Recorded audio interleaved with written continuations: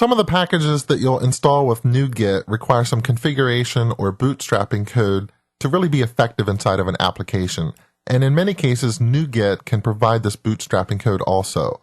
In an MVC project, a NuGet package might install an extra .cs file into your project. And inside of this .cs file is going to be code that executes before the application start event in your app domain. How is this possible?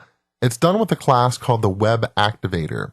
And the Web Activator is essentially a shim that relies on a new feature that was introduced into ASP.NET 4.0 called the pre-application start method. You can have one pre-application start method per assembly. What Web Activator does is plug into that pre-application start method and place code in there to, in turn, execute code that you have registered with the Web Activator. Let's make this a little more concrete by actually bringing up a code snippet. And what you'll find when you have startup code that NuGet installs is you'll find a .cs file that has an assembly level attribute that says, Web Activator, here is a method that I want you to find and execute before the application start event for this app domain. It is inside of this type, and this is the name of the method, start. So somewhere in that .cs file, you will find a class that's in that namespace and has this name. That's what we're looking at right here. And it has a start method.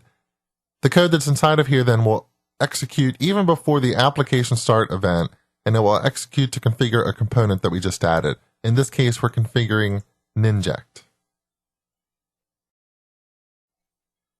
Let's come into our web project and add a package reference. And I'm going to search the online sources for NuGet. And what we'll find is that there are a couple NuGet related packages. One is NuGet itself. Another one is NuGet.mvc3. It has a dependency on NuGet and Web Activator. NuGet.mvc3 provides you an iDependency resolver wrapper for NuGet. We're going to cover that in the module about dependency resolution and service location. Let me go ahead and install NuGet.mvc3. It's also going to download Web Activator and NuGet, and it's going to add some configuration and startup code to my project. Now that this is finished, I can find an appstart_NuGet_MVC3.cs.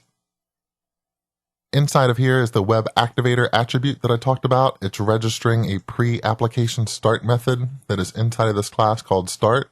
And this is the basic bootstrapping code that you need to use NuGet as a dependency resolver in MVC3. It's been added for me. Everything's been configured. All I need to do is come in and add specific NuGet configurations that I need for the components and services in my application.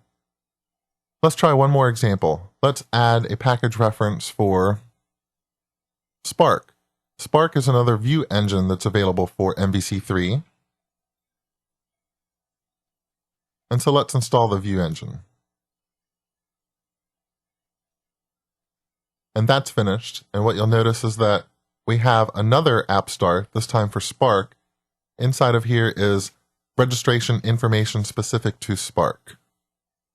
So the Web Activator in this startup code, you're allowed to have multiple classes that contain pre-application startup code to get things registered and bootstrapped for you.